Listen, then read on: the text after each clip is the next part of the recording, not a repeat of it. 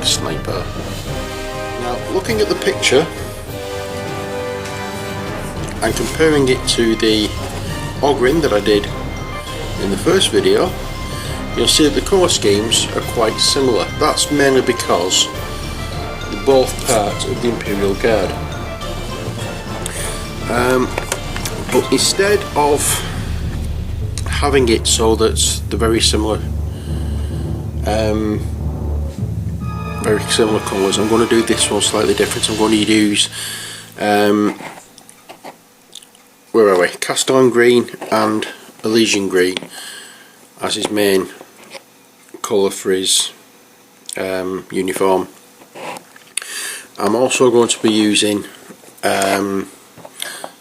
Tallarn Sand, and for these boxes and bits and pieces I'm going to use other colours as well once I get into them.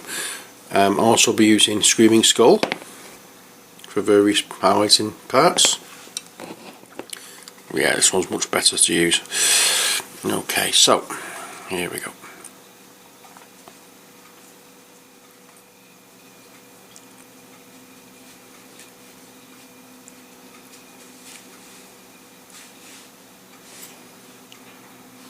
It's just a case of get the colour on, and then we can get the Agrax Earthshade on a little later to give all the depth to it. Okay, so there we go. And that's the skin to Castellan Green, and we'll be doing that on his shirt.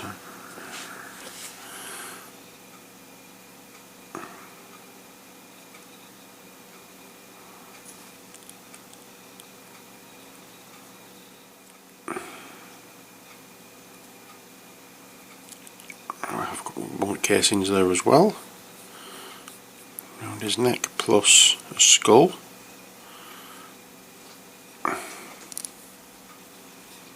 His shoulder pad I'm going to do a slightly different colour. I'll probably use desert yellow for that, no, Tallarn Sand for that, what used to be desert yellow.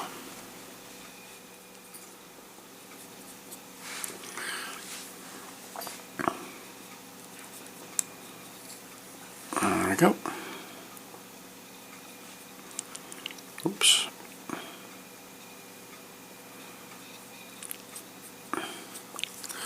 And there's the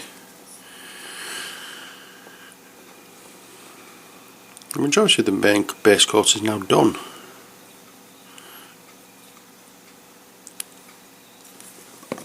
I just need to do his hair now and the back of his neck. So I can fasten that and get the bronzed flesh out once more, just to run over this part here.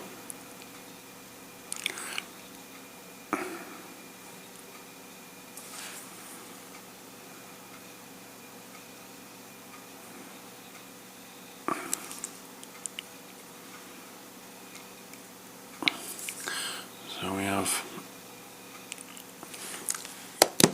his hair to do, the shoulder pad,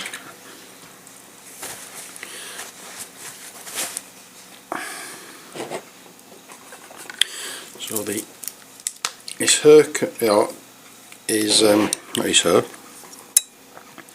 His shoulder pad we will do in Tallarn Sand. We will also do his. In fact, no. What I'll do is I think I will do his bandana in Balor Brown. Give it a slightly different look.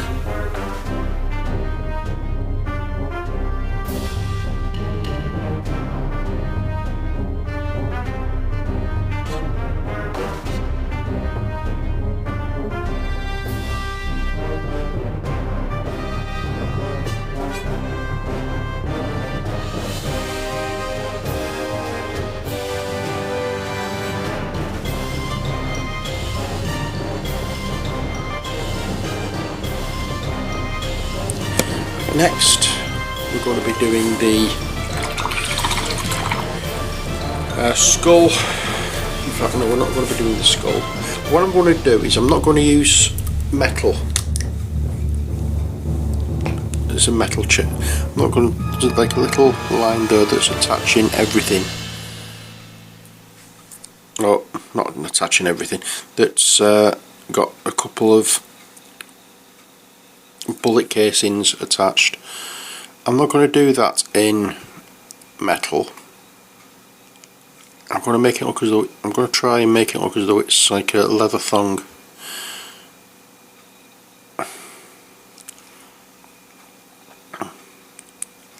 So I'll be doing everything here in leather, or not in leather, in a darkish brown, then going over with a paler brown. A little later to highlight.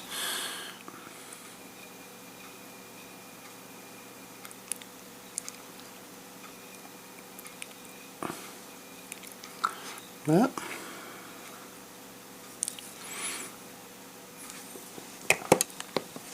I'll go over the skull on his chest and the winged skull here on his arm, on his shoulder. I'll go over that with bleach bone. Not bleach bone, as it is now, screaming skull as it is now. I've been making models since I was a teen. I used to do, even in fact even younger, to make model planes.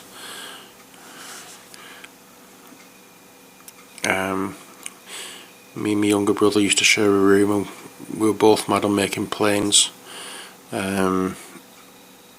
Usually World War II aircraft, and we'd hang them from our bedroom ceiling. It looked like a dogfight going on in there.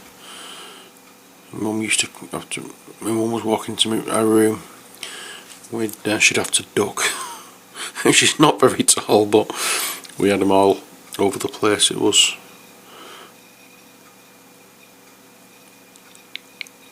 a way of passing the time. It's a bit more constructive than hanging around on street corners, I thought. And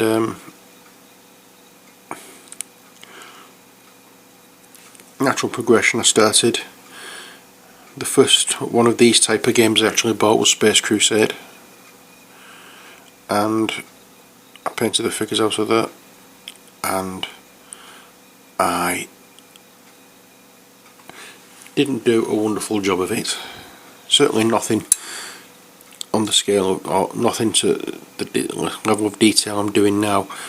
But over the last couple of years I found another copy of Space Crusade in a second-hand shop, and I bought it, and none of the figures are painted, so I'm repainting them all. And what I'm going to do is I'm going to put on a video showing the difference between how I used to paint, or how I painted when I first started off, and how I paint and how they look now. And there is a big, massive difference.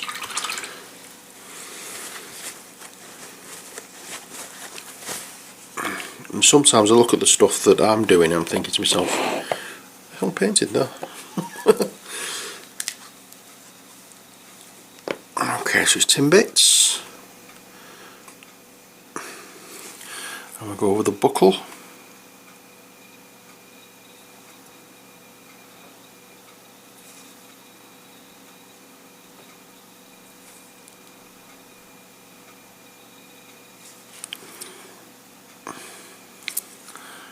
I'm not forgetting that little prong.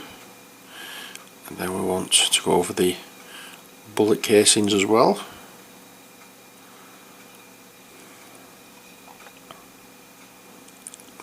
We'll do that on all. And we'll do that. Okay, next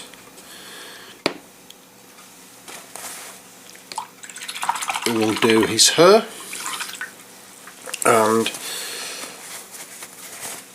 I'm thinking Vermin Brown, because he's a rattling, not a rattling as in like he rattles, a rattling as in young rat or small rat. So Vermin Brown,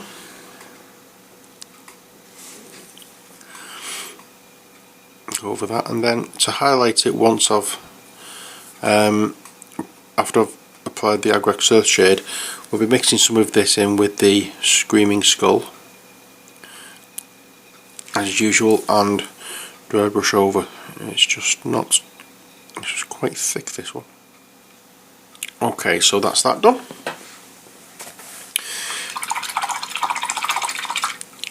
Next, what we want to do is the metal parts, and for that we're going to be using Runefang Steel.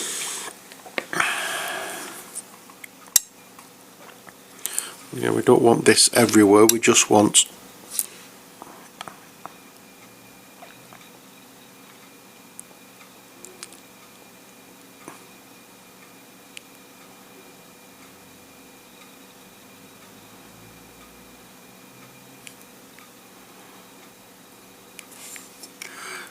we just want a trace of it. There we go, that will do. So let's get the Agrax Earthshade on the go. What have I done with it? That's the question. I've put it back in the box. Okay. Right, move that palette out of the way and dip our paint in and give him a bath.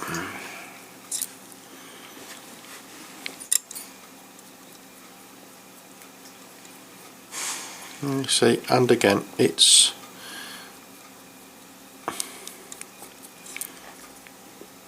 just one of those things. Again, as I've said it before, I'll say it again, I just find it so fascinating how different a model looks when you put a wash over it like this. It's so, it amazes me every time I do it.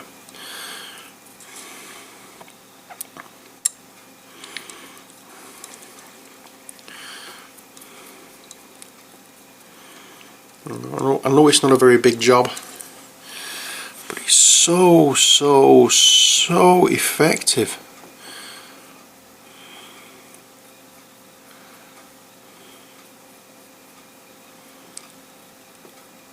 Brings out the facial features.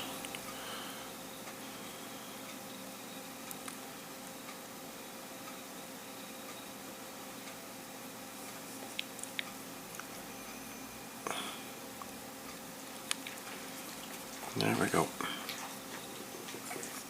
So that's that. It's just a case now of waiting for this to dry. The first thing we need to do is get the Elysian Green on.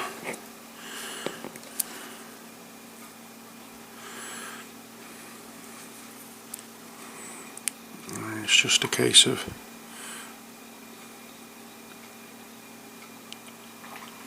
putting it in certain parts just to bring out the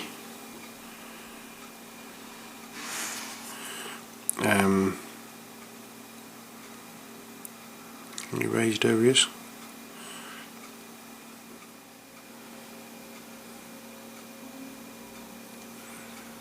And again here, the same technique.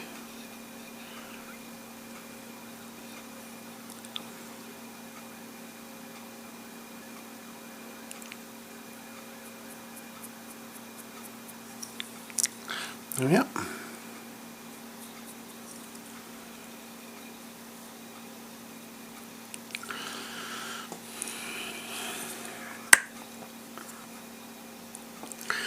And that's that done. Do a little touch there and down there.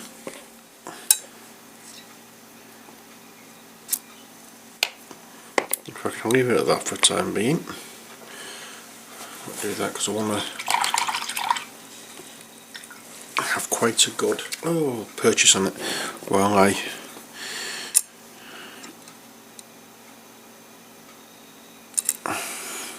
do the highlights on his face. So.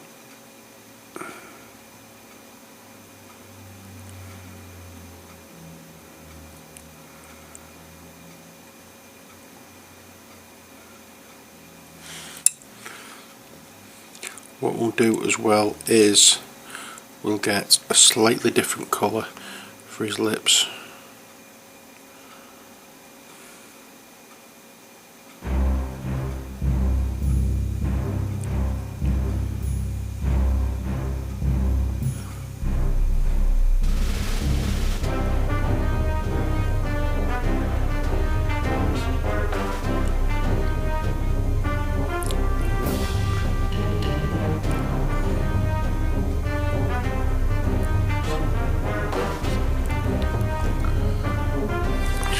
Better now. No, there's not much of a highlight bit gone on it, but what there has been does the job.